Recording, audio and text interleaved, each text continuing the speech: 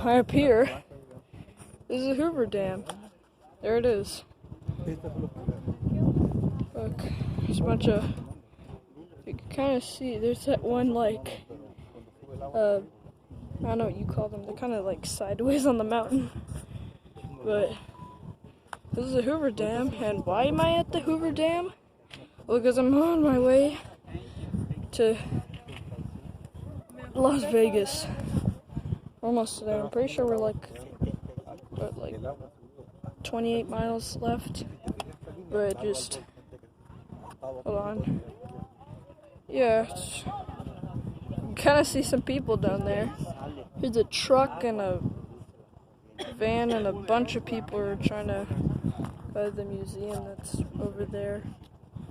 But most of the stuff that's at the Hoover Dam is made of copper. It's really cool. It's also really, really far down. It looks really cool with the water. Look at that. But yeah, that's pretty much it.